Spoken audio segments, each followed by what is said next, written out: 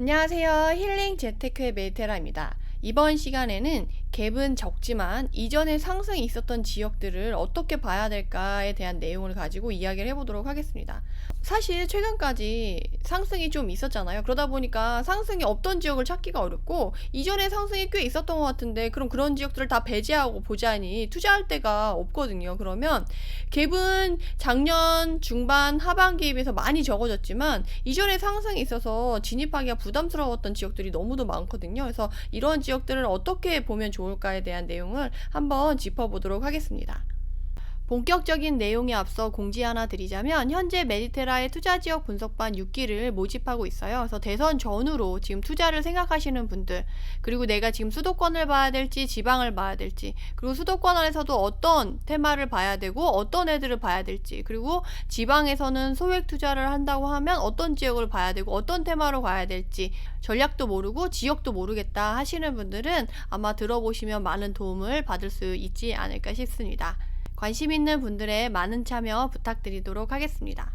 많이 올랐을 때 갭이 작다고 들어가도 될까요? 아직 무주택자인데 구축 아파트 몇 개 보고 있어요. 갭이 매우 작아서 들어가기 괜찮은데 구축이 재작년부터 많이 올랐잖아요. 그래서 들어가기 조심스럽더라고요. 또 많이 올라서 피로감 있는 지역인데 갭이 적다면 진입해도 괜찮을지 궁금해요. 그래서 제가 이거는 지역을 딱 집어서 말씀드리지 않고 전체적인 분위기로 말씀을 드릴게요.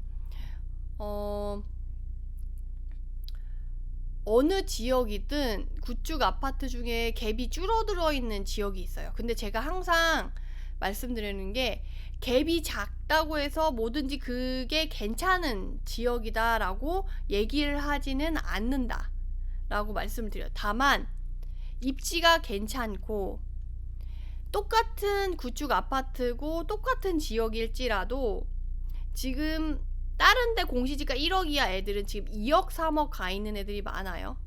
근데 이 지역은 그렇지 않다.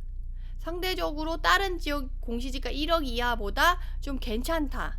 그리고 입지도 괜찮고 실수요가 탄탄하고 투자자 수요가 빠져도 받쳐줄 것 같고, 그리고 그 실수요를 확인할 때 전세가가 같이 따라 올라주면서 사실 전세가 자체가 그 매매가를 지지해주는 그 밑에 지지선이 될 수가 있거든요.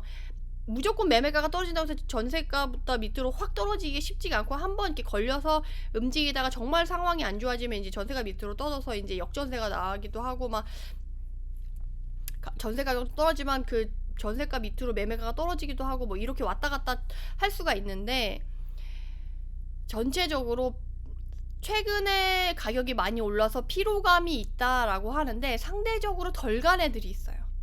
똑같이 피로하지만 정말 죽을 것만큼 피로한 거랑 조금 오늘 많이 활동을 했더니 피곤하네 이런 거랑은 좀 차이가 있잖아요. 이런 것처럼 가격도 부동산 가격도 조금 올라서 상승 때문에 상승 피로도가 있어서 잠깐 쉬었다가 다시 올라가는 애들이 있고 막 이렇게 쫙 올라가서 더 이상은 수요가 이 가격이면 다른 지역 가거나 이 가격이면 더 신축급의 애들이 있으니까 글로 가야지 라고 해서 이동할 지역이 있다라고 하면 그렇게 가는 수요가 있고 그렇게 갈 만한 지역이 있다라고 하면 그거는 좀 제껴야 되겠죠. 근데 그렇지 않다고 하면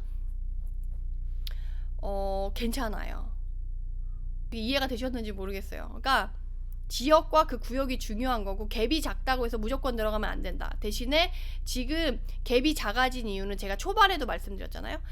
매매가는 주춤하고 전세가는 쫙 올라줘서 지금 갭이 옛날에는 막 5,000갭, 1억 갭 들어갈 만한 단지들이 지금 막 2, 3,000갭, 500갭, 막 1,000갭 이렇게 확 줄어들어 있는 지역과 단지들이 되게 많아졌어요. 작년 중반기랑 하반기에 비해서 갭이 줄어들어서 정말 소액 갭 들어가는 애들이 지금 지방에 가보면 지금 널려있어요. 그리고 사장님들이 그렇게 만들어 놓고 막 투자자 오면 바로 주려고 매력적으로 물건을 만들어 놓은 애들도 되게 많아요. 근데 그 중에 입지 좋고 괜찮고 상대적으로 덜 오른 애들이라고 한다면 들어가는 거지, 갭이 적다고 무조건 들어가면 안 된다. 지금 갭 적은 애들 지방이 좀 널렸어요.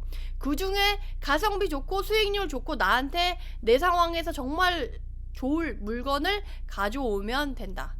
근데 그게 모든 애들한테, 모든 갭이 작게 형성된 애들한테 공통되는 그런 건 아니다 라는 걸 말씀드리고 싶어요. 그래서 사람들이 가치 평가를 하는 거고 가치 판단을 하고 어느 지역이 좋은지 조사를 하는 거잖아요.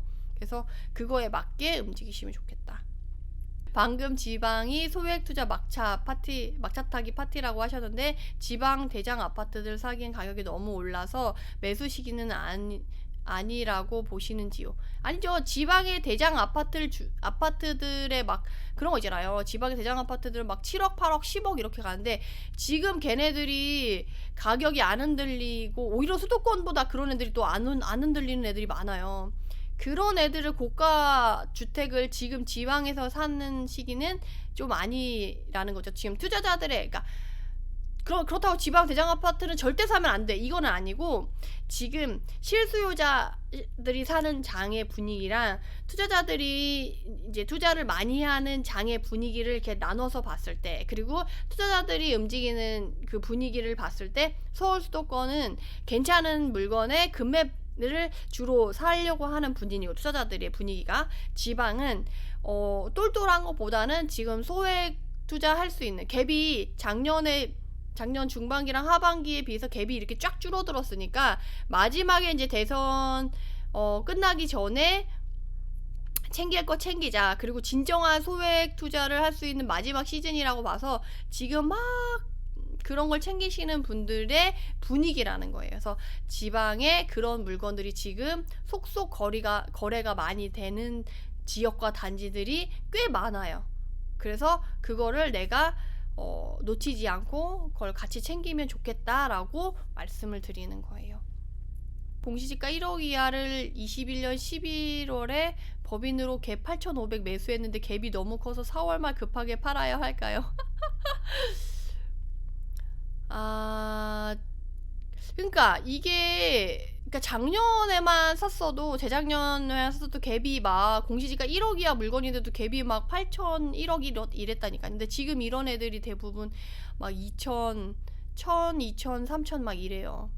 근데 그래도 가격을 훨씬 좀 싸게 받았잖아요. 근데 그걸 급하게 팔아야 될까요? 라고 한다면 가치가 없는 건 아닐 수가 있거든요. 공시지가 1억 이하 물건이 너무 다양하게 있잖아요.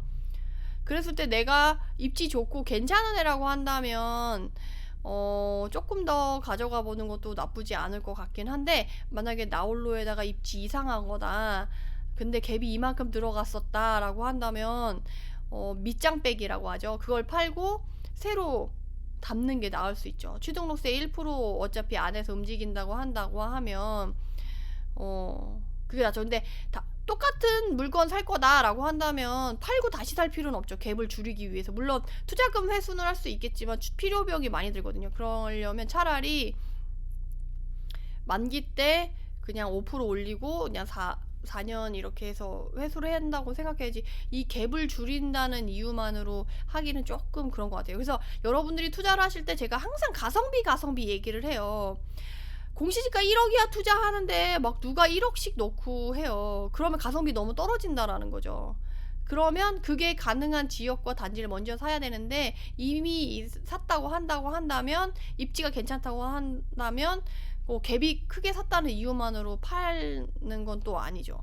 결국에는 이렇게 한번 꼬이면 다시 하기가 쉽지가 않아요. 그래서 앞으로는 투자하실 때 가성비를 생각하셔서 투자를 하시고, 지역이 괜찮다고 한다면 4월 말에 급하게 팔진 않아도 될 것 같다라고 말씀을 드릴 수 있을 것 같습니다. 그럼 이만 영상을 마치고, 해당 영상이 도움이 되셨다면 구독, 좋아요로 응원 부탁드립니다. 감사합니다.